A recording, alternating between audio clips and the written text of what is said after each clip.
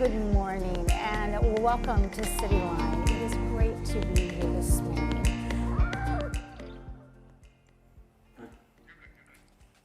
Great to be here this morning, and we have a wonderful show ahead of us. Later on in the hour, we'll be talking to the Artist Award, The Current, and I love it when we have artists on here because we're all artists in some way, but we get to delve into what inspires them and why do they do what they do.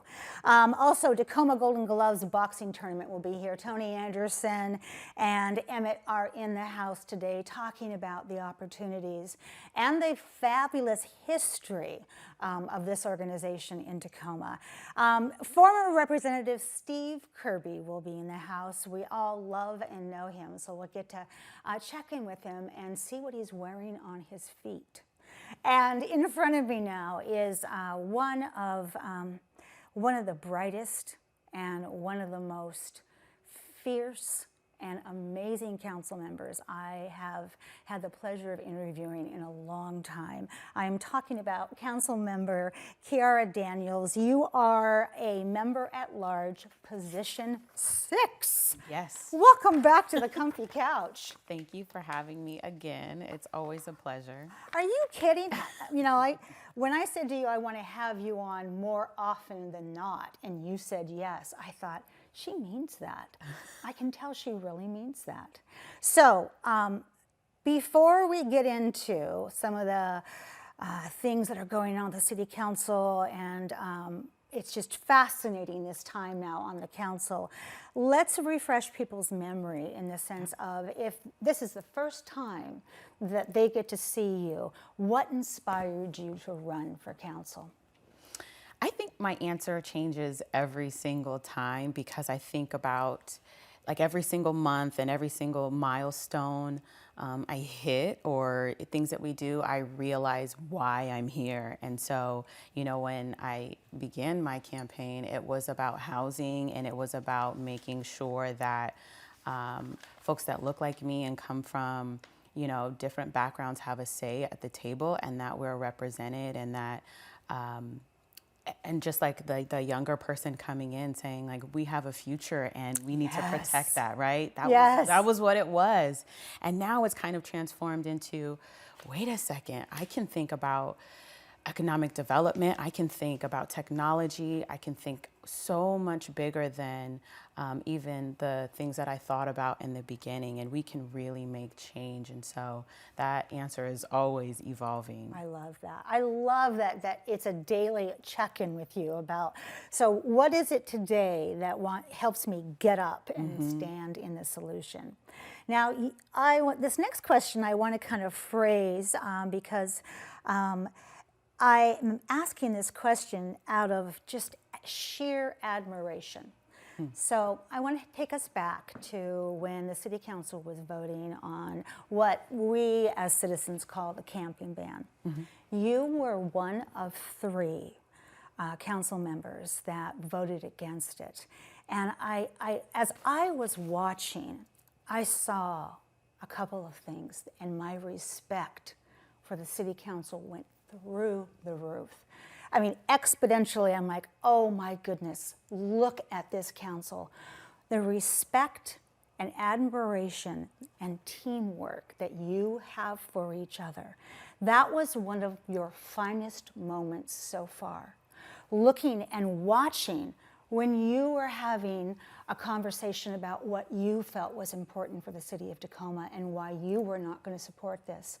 I saw somebody who does support it, who had pain in their eyes and was listening very deeply to what you had to say. That city council came together and celebrated the differences in front of all of us in a way that is lost now in society. I said it before the break. I want to take the city council, I want to ship them to DC. Everybody else can go home. And Tacoma City Council can solve the problem in an hour. Then we'll do some little sightseeing and come back home. Are you game? I'm definitely game. What did it feel like for you to disagree, to be in the minority in terms of the opinion that was up there? I thought that Well, to be honest, it kind of felt easier for me to disagree than it did to think about being on the other side of a really difficult decision. And I had, even before I ran, I knew what my stance was on housing, and I truly believe that housing is a right. And I believe that we all deserve shelter, regardless of what we are able to earn, whether we can move our legs and go to work, whether we are addicted to substances. I believe that everybody deserves a place to live. And for me, until we get to the point where we invest in that as a society, it's really difficult for me to see the other side of that. And so the decision was already made before I got here of who am I supposed to represent and where do I stand on these issues, regardless of kind of where we're at. And so it made it really easy for me from the beginning. And I think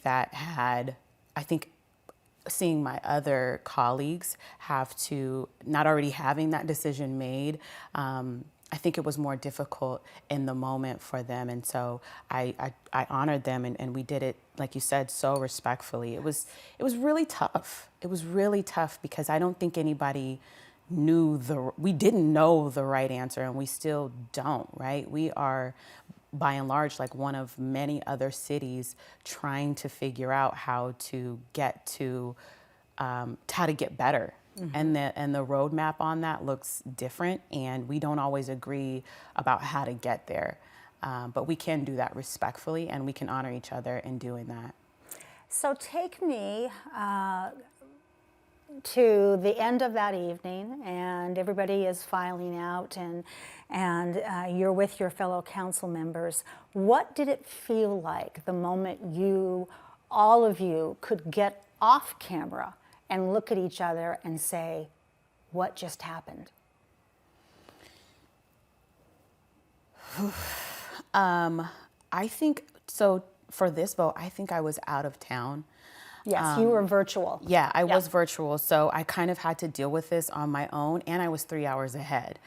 So the moment that it happened wasn't really the moment that it happened. It was like a progression of months and of knowing this was coming, and just knowing that it's going to be kind of a bad day. Yeah. And I felt relieved at the end, knowing that I stayed true to myself, but also that I felt like I still had love for the people that were around me. And so I felt good about that, and that we had a path forward. If this doesn't go the way that they think it's going to go, we have a path forward to have a conversation of like, what do we do about it now? Yes. Right? We can still work together. We can still figure this out. And so I really felt relieved. Oh, I love that. And I can see it in the council, because of course that was, several months ago, and the council continues, in my opinion, to have more of a cohesive bond,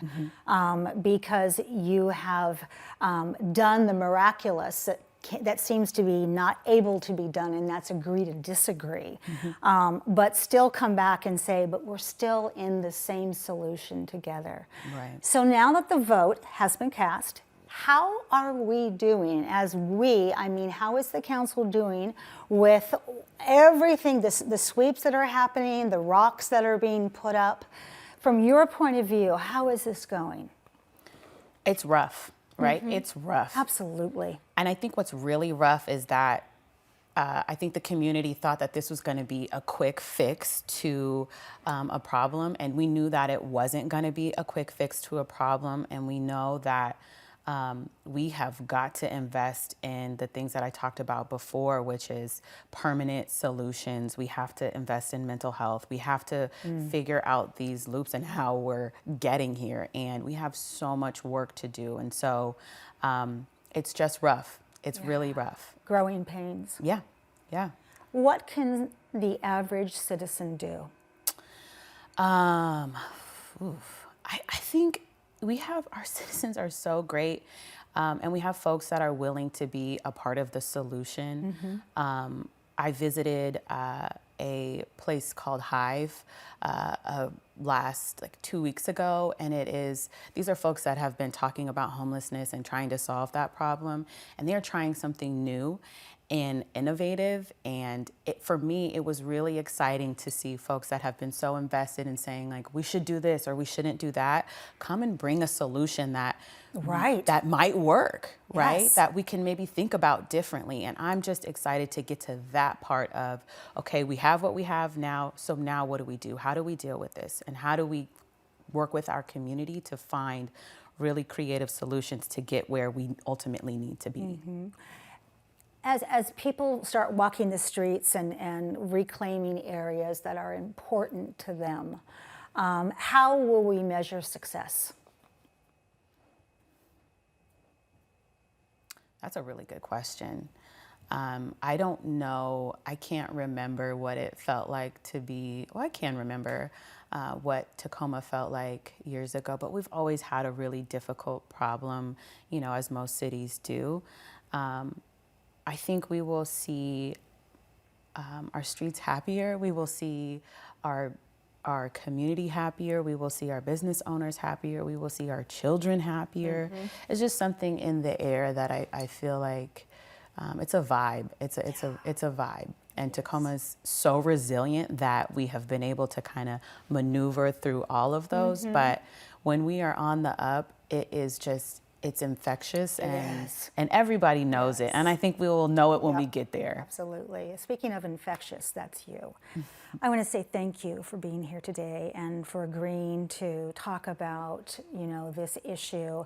And I love and I respect you. And I'm so grateful that your roots are here in Tacoma, and they inform what you do every single day. So thank you so much for giving us the best of you.